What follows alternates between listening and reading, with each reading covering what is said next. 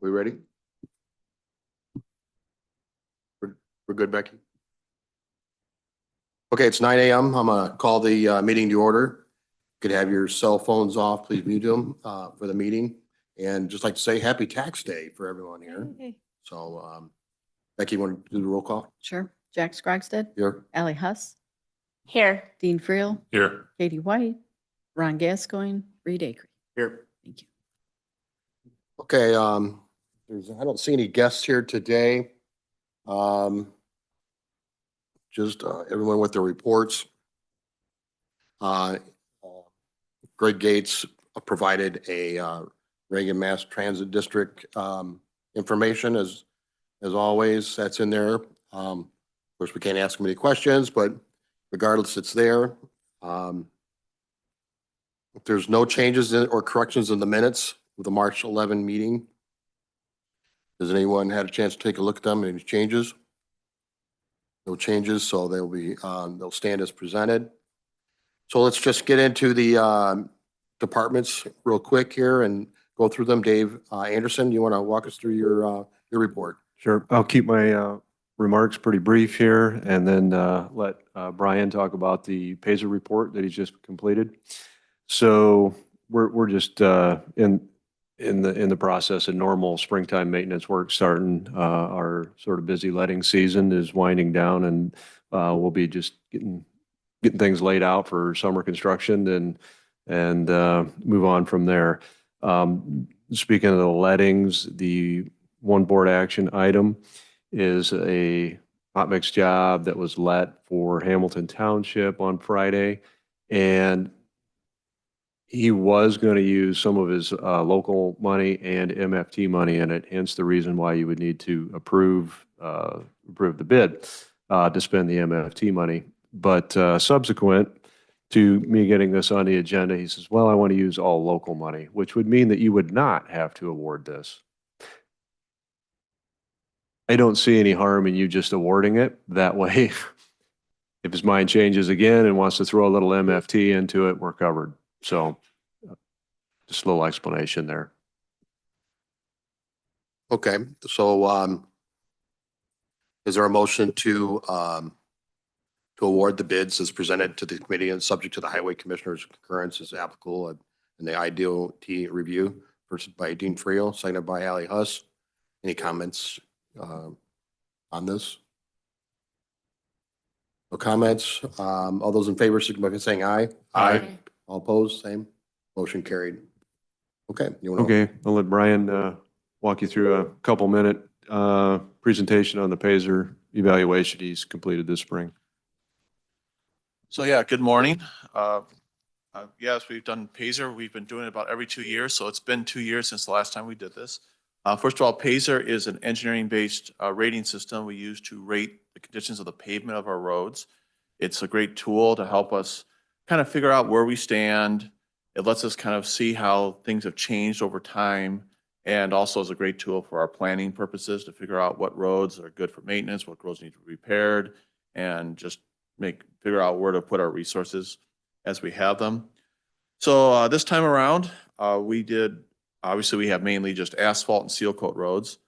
Our average Paizer rating for asphalt was 4.87, which is a slight increase from what it was 2 years ago, which is a good thing. And we were pleased to see that. On the other side, our seal coat roads actually dropped down to a 3 from a 3.27. This is probably mainly because we took about 12 miles of seal coat road and paved it in the last 2 years. So I think overall that's kind of a good thing. And there are still some seal coat roads out there that eventually, as time goes by, we'd like to pave them all as funding allows. But we do have a lot of roads out there that are still declining just due to age, weather, use, etc. It's just part of the natural life cycle of pavement.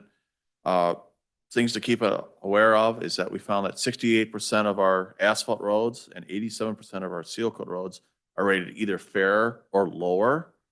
And also something to keep concern of is we saw a 47% increase in the number of asphalt roads rated as poor. That's just, again, just from the age. And it's something we're looking at. It's something we want to work toward fixing, but there is just such a backlog. It's not going to happen overnight. It's going to take quite a number of years to get caught up. We estimate right now that just in terms of the pavement, we're not talking bridges right here. We estimate there's about $28.6 million worth of work on our entire highway system. That's just county roads, obviously not including township or municipal highways. This is pretty close to what we had back in 2023. Now, inflation has gone up quite a bit, as we're all aware.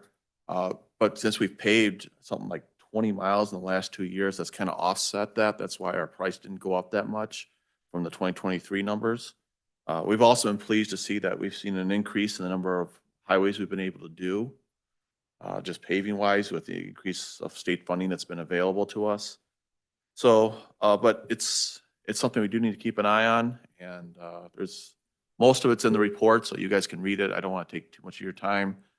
I don't know if you have any particular questions on the report or just how we're the pavement in general. I'll leave it to the committee.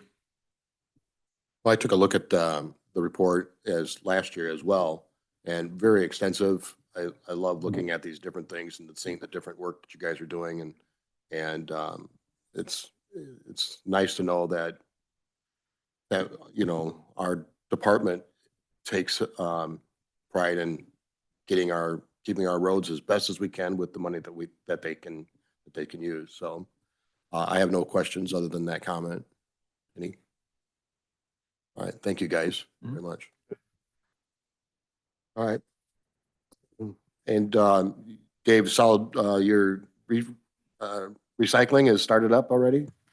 Yeah, we're started up and got about, I think I asked on Monday, they got about half of a trailer full, so. Okay, so Coming in a good grip. electronic recycling is up and running. They're at the Amboy Highway Department. So, okay, next up, Assessor's Office. Jennifer Boyd, would you like to walk us through your report, please? Good morning. So the assessment office officially rolled in the 2024 tax file into the clerk's office this past month. So we're officially working in the 2025 tax year now in our office.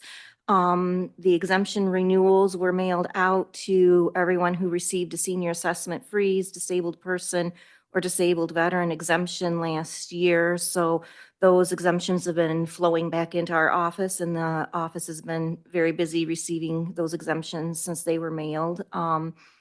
The independent contractual position for our field property data collector was recently listed, and we had a good response to that listing. I had several interviews last week on Friday, and I've got one more coming up this afternoon. Very good interviews, very good prospects of people that can do this independent contractual position, and hope to have somebody out in the field in the next couple of weeks for that can collect the data that we need to process the information there. Other than that, as Sammy will note in his GIS report, our Eagle View has recently informed us that they've completed 100% of our new aerial photography for our updated imagery. We currently contract with them to update our imagery once every 3 years. So we're excited to get that finished project along with the Change Finder tool that they do for us, which compares the new photography to the 2022 photography this year. It'll be doing the comparison to.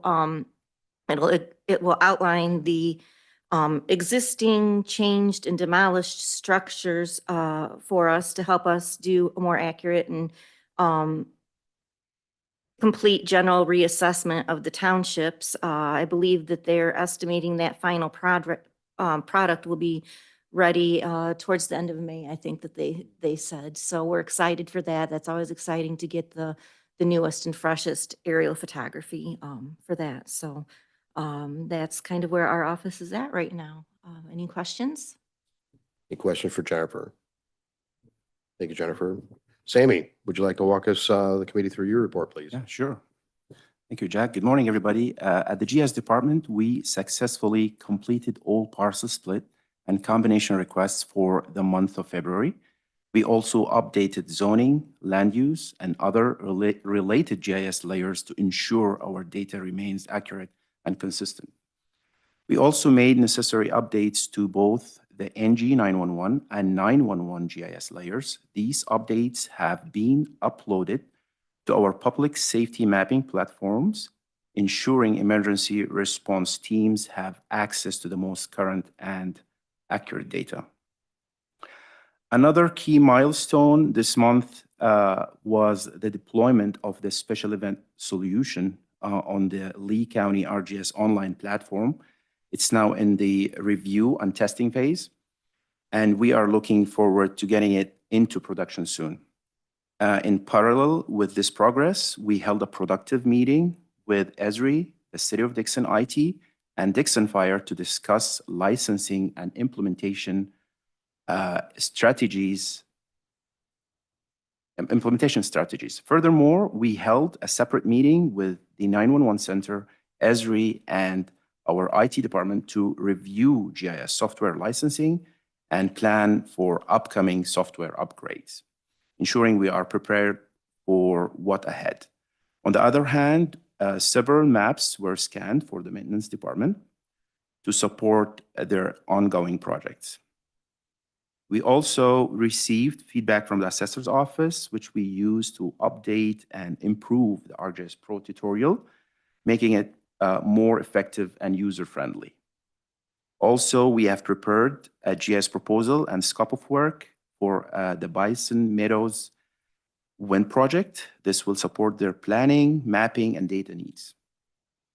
Additionally, we have developed a rough draft of the EMA Windshield Damage Assessment Survey. This tool is designed to help with disaster management and improve damage assessment capabilities. Also, I attended a seminar on the Rapid SOS Unite solution, a platform focused on intelligence, safety, and AI-driven emergency response systems. It was a great opportunity to stay informed about emerging technologies in public safety, GIS. Finally, Eagle View has completed all flight plans for the new aerial imagery in Lee County. We expect to receive the hard drive with the updated imagery sometime between mid and late May, and we will be notified soon about the availability of the processed imagery on the Eagles View Connect Explorer platform. This high-resolution data will greatly enhance our mapping and analysis capabilities moving forward. This is all I have. Thank you. Any questions, please? Any questions for Jeremy or for Sammy? All right, no questions. Thank you, Sammy. Thank you. I appreciate everything that you're doing there. And Jeremy, Thank you. what do you have coming up here? Just a couple of announcements. We have a handful of new additions to the county. So first, I want to introduce Susan Gillespie, our new Human Resources Director. If you'd like to stand up, Susan, and give yourself a parade wave. There we go. That's wonderful. This is her second week. She's been fantastic, and she hasn't run away yet. So we're really excited. Next, I'd like to introduce our new senior assistant to the state's attorney, Mike O'Brien. He just started today.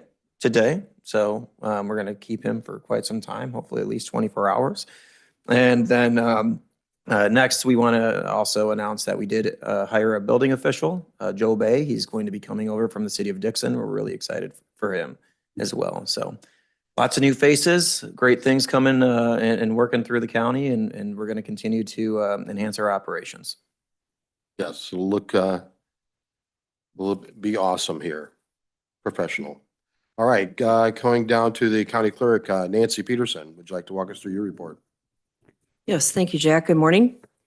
Besides what's in your report, I just wanted to give you a little bit of an update on some numbers.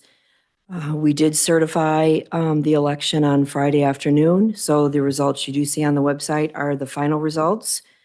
We had approximately 16.88% turnout compared to 74% in November. So it's quite a bit of a difference. We did have quite a few vote by mail ballots that were returned. Last number we had was approximately 1,000, and we mailed out 1,876. So a lot of people were using the vote by mail. We were approximately 38 judges short. So again, a shout out to all the election judges that we had out there. They did a fabulous job being extremely shorthanded. Again, always looking for election judges. This election is usually a little bit harder only because we have so many snowbirds.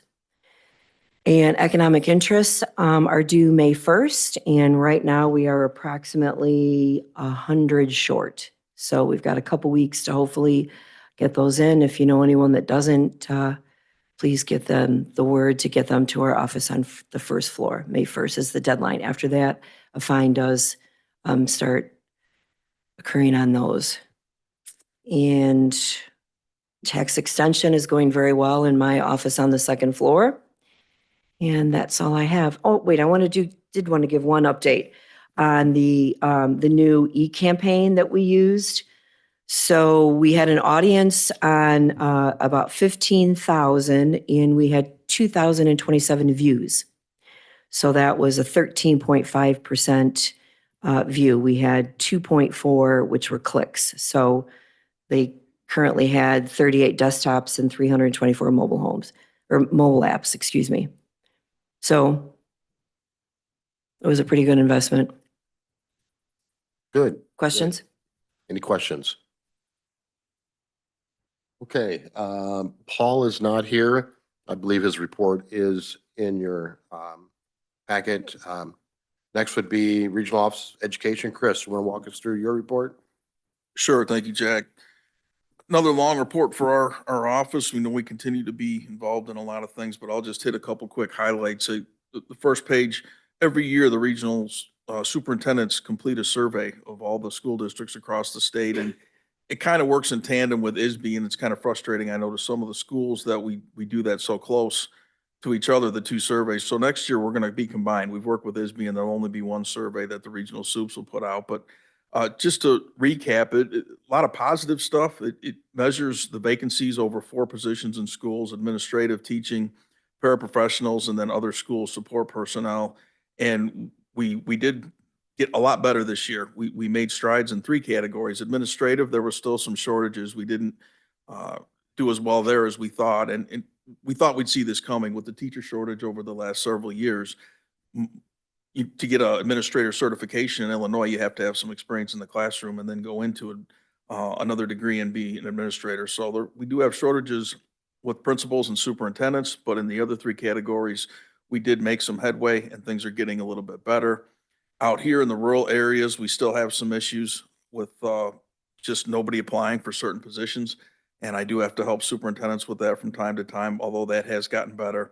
And it did ask for the administrator's perceptions or the superintendent's perceptions of what would help even get this better and get to the point where we didn't have so many openings. And they talked a lot about, the salaries, especially in rural districts, that they're able to afford to pay for educators, and also the retirement system. This new Tier 2 pension system for new hires has been a struggle. And I know that the senators and representatives are looking at that because it really is in violation of Social Security too. It's at the point where there's a problem there. So they know that they have to fix that Tier 2, and we're hoping that that gets done. But if you have any questions about the survey, please email me or call me. I'd be happy to go over it with you. And if you go to the regional superintendent's website, there's a bunch of additional data if you're interested. I did want to highlight, we have a ton going on in professional development, but we did have our 2nd annual leadership summit last month. We held that at the McCormick Event Center in Rock Falls, and we had 140 students from around the area, high school students, that were selected or nominated to be there by their principals for their leadership skills. And it was just amazing. It's the 2nd year that we've done that. It's grown. It's going to continue to grow next year. And we were really excited that we got to work with those students on their leadership skills and do some team building with them. So that went really, really well. Our office right now is taking nominations for administrators, para professionals, and teachers that teach in buildings from pre-kindergarten to 8. So it's an elementary award, but the Jen Banks Memorial Marigold Award is open. She was a teacher and a school improvement coach in the area, and just an awesome person, very well loved. And she did pass away in 2015 in an auto accident. So every year our office gives awards to teachers and paras and administrators in elementary buildings that are going above and beyond for their students and schools and communities. And in my report, there's a QR code. If you know somebody that's in one of those categories that's deserving, please hit that QR code and nominate them. Our current totals for our Nexus and truancy support are in there for you to look at, and we're in the process of, we have 20 of our 24 districts now that support our Nexus program, and they are in the process of getting signed up for next year, and it looks like all of them are going to renew, because that program's been very successful and helpful to their families. And then you can look at the updates from our other programs. The Center for Change, the one thing I did want to highlight is that the Illinois Council for Educating At-Risk Youth is our organization that we all belong to, any of us that run alternative schools. And they do a big conference every year in Bloomington. And we have been able the last 2 years to take our whole entire staff there, and we did it again this year. And it was an amazing 2 days. It's totally focused on staff who support at-risk youth and youth that have been through a lot of trauma. And we just had a good 2-day experience, and the staff was very grateful that we were able to get them to that training. And I'll take any questions on my report. Anything else? Any questions? And then I know Ally and Jack kind of asked me about what effects it's going to have on our office if the homeschool bill was to pass HB 2827. And we've done a lot of work on this. I did forward my notes to Ally and Jack. Did the committee and all the board members get those notes also? or- I have not distributed them to the other committee, but Okay. we will, it's in the new business, so we'll go back to that. Okay. You know, when that comes up, so. Any questions for Mr. Tennyson? Okay, now, Ms. Winstead, you were hidden behind him when I was asking if there was any comments from the public. You didn't have it. You were good. Okay, all right, thank you. Sorry about that. All right, so next is Jim Gordon, Veterans Affairs. I see you have a report and you are here. Morning. Thank you, sir. You I wanna- hope you have my report. I did. Yes, I have it. Okay. If there's any questions on my report, I can answer those at this time. Any questions for Jim? Thank you, Jim, for what you're doing. I can tell you that we are still working on the VSO position. I believe right now it is the hands of the new HR person. She is building the job description and using a couple other counties in the area for that position. So we are still working on that. Put her to work. Put her to work right away. There you go. All right. Thank you, Jim. All right. So next is Alice, zoning. You want to walk us through your report, please? Sure. Good morning. This month, we do not have any petitions coming from the Zoning Board of Appeals. Zoning Board is still under public hearing for petition number 25P 1639 and 1640. Those are two community solar, and we anticipate wrapping up next week. Actions going to the Zoning Board this month, or in May, we have one petition for special use for mini storage. We'll have 3 community solar projects. These projects will be co-located on 2 parcels. And then we will have a variance involving the Compton Fire Protection District.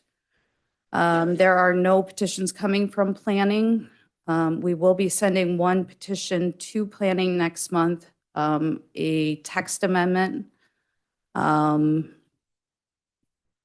We processed 30 building permits this month and collected $18,112.90 in building permit fees. Not on your agenda is a moratorium for battery energy storage. This expired March 31st. There was a little bit of a scheduling issue. That's why it is going to be on executive's agenda, and it's not on yours today, but I want to make you aware. Jared Yater continues to work on compliance from the zoning perspective. We have approximately 70 compliance files open at this time. He recently did close 6. We are working with the health department at this time to develop more effective ways to deal with nuisances.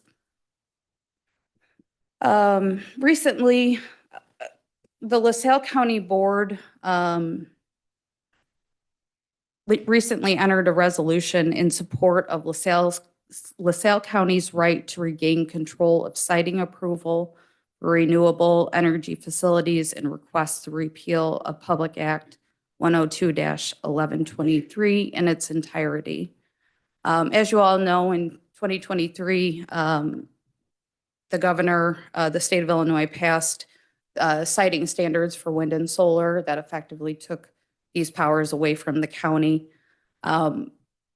This resolution is basically acknowledging what took place, that even though LaSalle had an ordinance for these issues, that they were forced to come into compliance.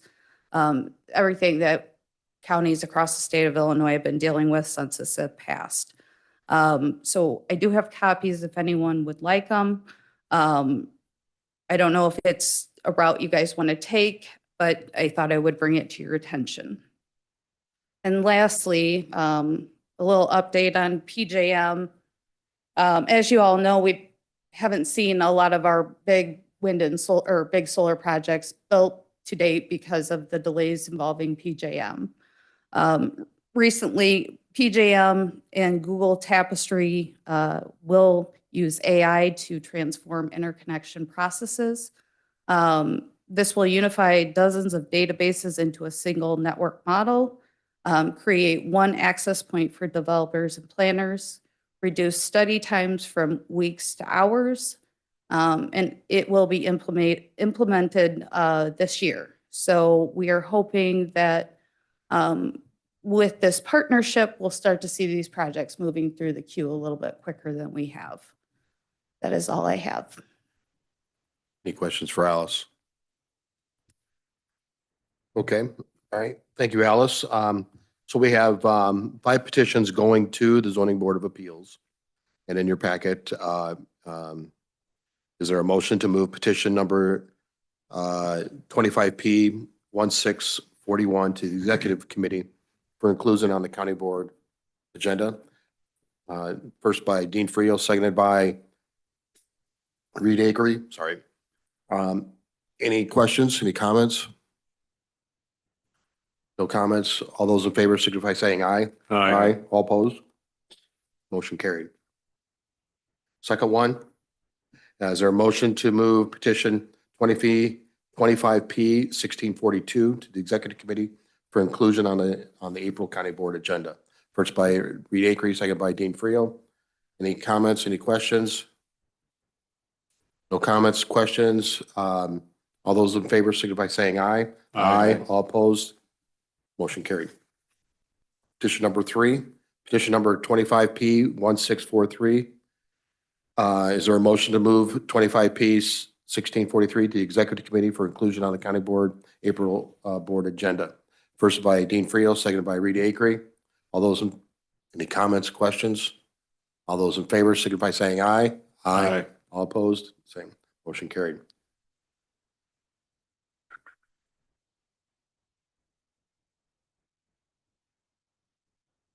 Did I just do 44?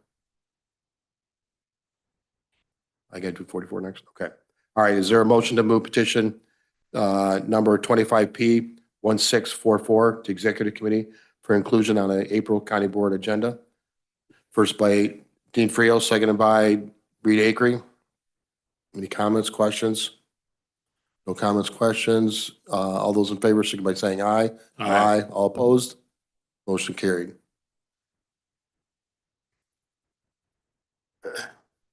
Is there a motion to move petition number 25P 1645 to the Executive Committee for inclusion on the April County Board agenda? First by Dean Frio, seconded by Reed Acree. Well, you guys are just working it here. Any comments and questions? No comments, questions. All those in favor signify by saying aye. Aye. All opposed, same. Motion carried. Okay. There's no petitions coming from the Zoning Board of Appeals. We have one petition going to the Planning Center. Is there a motion to move petition 25P C79 to the Executive Committee for inclusion on the April County Board agenda? First by Dean Frio, seconded by Ally. All right, thanks, Ally. Thanks, yeah. Any comments, questions? No comments or questions. All those in favor signify by saying aye. Aye. All opposed, the same. Motion carried. Okay, we have No unfinished business. Now for new business, I'm going to go ahead and throw this motion out there and then we can talk about it. But this is a resolution opposing House Bill 2827, also known as the Homeschool Bill Act. Is there a motion to move resolution opposing House Bill 2827 to the Executive Committee for inclusion on the April County Board agenda? First by Ally, seconded by Dean Frio. All right, so comments, open the floor for comments. And I'm going to start out real quick. When this started gaining speed in the House and actually in the committee of our Illinois legislators, I had talked to Ally and I says, would you be interested in opposing this? And just for transparency, she says, I can't because I'm a homeschooler. I homeschool my children. And I says, well, I believe that you know a lot of people, a lot of constituents in your area. And I says, so you represent a lot of people in Lee County and probably outside of Lee County. And she says she does. So she put together this resolution. So that's why this is out there. And I'm just going to have Ally just kind of brief a little bit as to as what this will do, you know, to her, what this bill was. And Mr. Tennyson, you know, mentioned that they're going to be holding it over till next year. You know, but this will give us time for them to see our opposition to this, regardless. And you know, and I just want to comment too that you know our Illinois legislators, just because we vote, you know, that we're opposed to this doesn't mean anything to them. They're going to do what they want. But if we get enough people to go against this, sometimes they might listen to it. But anyways, I'm going to hand this over to Ally just to kind of tell what this bill would do to her as a homeschool for her children. So first, I'm going to actually speak to what the implications, as the bill is written, could potentially be to the county, and then I can speak to on a personal level. So as the bill stands right now, the legislation is vague as to where additional funding would be coming from for the ROE and the superintendents and principals at each and every school inside of each and every district inside of Lee County.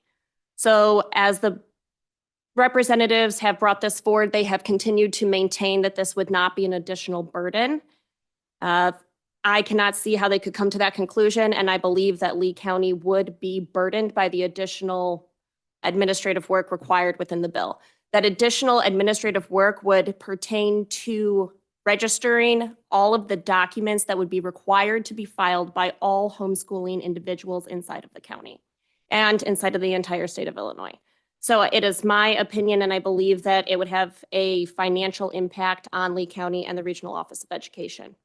Additionally, it is burdening the truancy officers they are left a ton of discretion as to what they would need to investigate, how they would need to investigate, who they would bring that investigation to once they've done their investigation. And vaguity is typically the enemy. So there's a lot of vaguity and there's a lot of power given to the truancy officer that would interact with families inside of Lee County. Let's see. How else would it impact Lee County? Whenever something is going to impact your constituents, you want to make sure and ensure your constituents understand what this is supposed to do. And this is kind of where we verge into county impact and personal impact. I have listened to absolutely every single hearing on this bill, and I still cannot understand what the actual goal of this homeschool bill is. I have heard claims that it is to understand the number of homeschooling people inside of Lee County. However, my brain can't make sense of that. We have census data and we have school enrollment data. If we need a number of children that are not enrolled in the public school system, query your systems together. So then they say they need to make sure that people can read. So they have to make sure that the homeschoolers are doing their job. So now we're allowing the state to step in to parental rights and dictate what the parents are doing in educating their children. Then lastly, lots of claims, because they target emotions, have been made about abuse, tying abuse situations to homeschool families. As sad as abuse is, as much as it breaks my heart, there is not a single case that I have been able to find where this bill would have prevented abuse of a child. The allegations that are put forth on homeschooling families in this bill during these hearings is honestly quite disgusting. It's infuriating as a homeschool parent to hear the accusations levied, the implications made on those that are homeschooling their children inside the state of Illinois. Parents have a right to be the primary caregiver, educator, and provider for their children inside the state. And I would implore Lee County to continue to put that message forward to their constituents. Thank you. Thank you, Ally.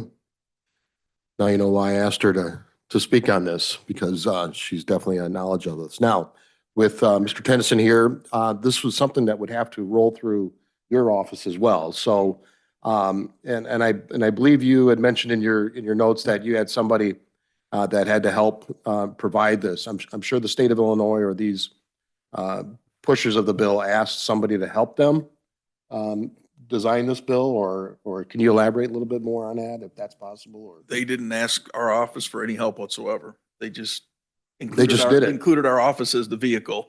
So obviously, we had to get involved right away. Right. Our executive director, Gary Tipsword, and we have 3 vice presidents and a president. I'm the vice president that represents the whole north part of the state, everything north of I-80 from Chicago all the way to the Mississippi. So we've been involved in this, and Gary has been in numerous conversations with the 2 sponsors about the bill, and I've forwarded you the information on what it would do to our office, you know, currently. And please, everyone understand, we have a truancy department, and our office is more than happy to go out and check and make sure whether students are getting any education and whether anyone's in trouble or being abused. That's part of a truancy officer's job. And we've As it made- currently stands, correct? Right, yeah. That's the current Yeah. operation, not Yeah. needing additional legislation. Correct. And it was in my notes, we have no clue as an organization why this is a homeschool bill.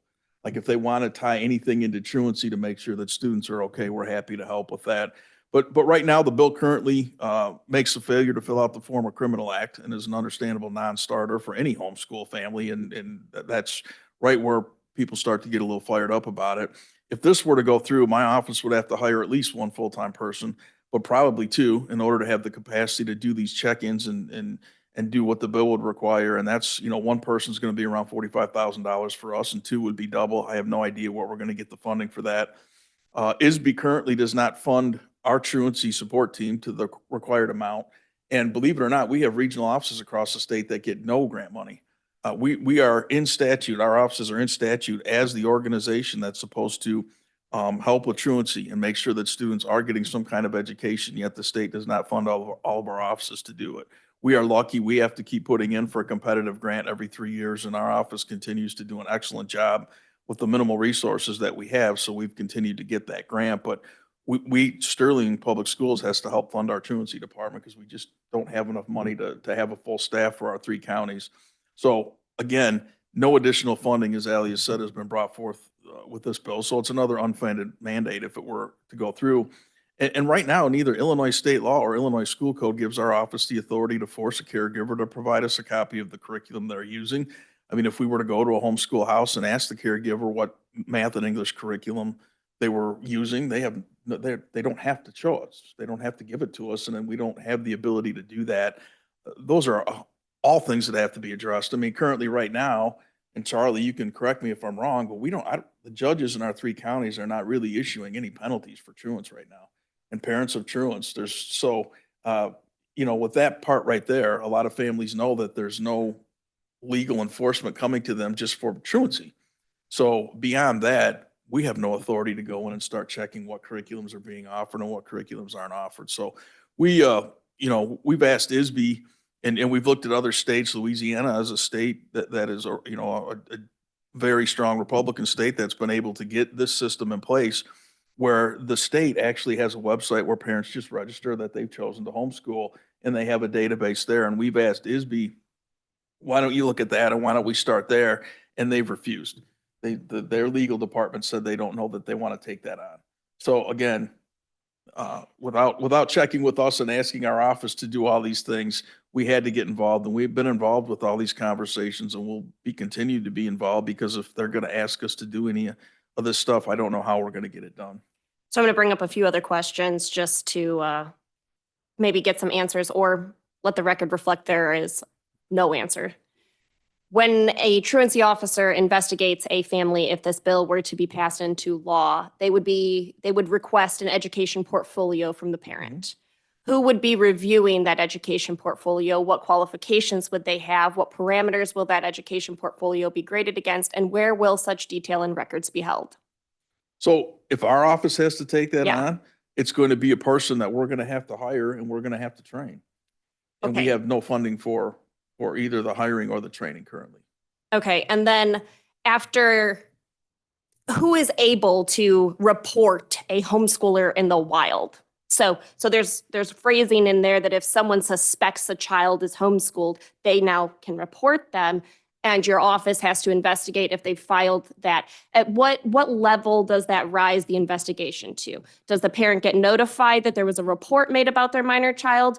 Or do you simply check the system to see if they filed their notice of homeschool? Where are these lines? Are you talking about the current system? No, if this were to be passed into law. Well, I can tell you that currently we ask all of our school districts that if a parent decides to take their student out of school and homeschool them, we have a one-page form that all the schools have that we just ask the parent to sign that they're exercising the right to homeschool, and then they send it to our office. So we currently, for our 3 counties, already have a database from the parents that fill that out.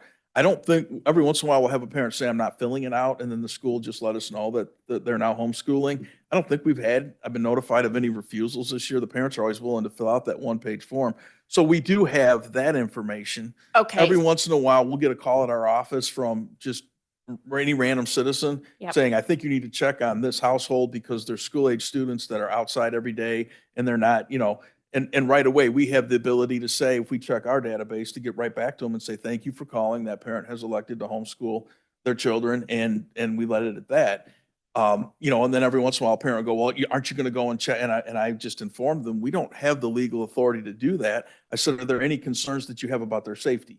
And we always ask that question, because if they say that and they have proof, then that turns into another issue where we may have to involve DCFS or ask the local police department or sheriff's department to go and check on the student safety. But if their main concern is that they're not in school, and we already know that the parent has elected homeschooling, we inform the complainant of that and let them know.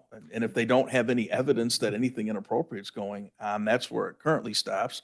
Because as I said before, we don't have the funding to hire an additional person to be, making all these extra home visits on top of, the 400 plus students we have in our truancy caseloads right now in 3 counties. So as it stands currently, you have mechanisms and processes in place to protect children should you receive a report of abuse or neglect alleged against a parent. Yeah. Those are currently in place. Yeah, we've always done that. Yeah. Thank you. So we just basically don't need another law to add more stuff. That would be my personal opinion, and I believe that it's in the best interest of Lee County to not be in favor of legislation that's further unfunded mandates. Thank you. Thank you, Chris. Yeah, and these, you can feel free to forward these notes to the board members. This is everything that our exec committee has worked on with the 2 sponsors so far. Thank you. Yep. Dean, you got any questions or anything like that? No, I don't. Okay.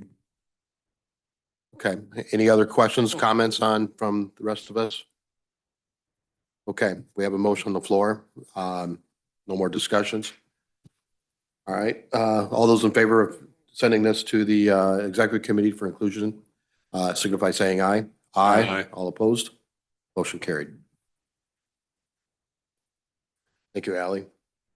All right, I think that's it. No executive, need a motion to adjourn. First by Ally, second by Dean. All in favor? Aye. Aye.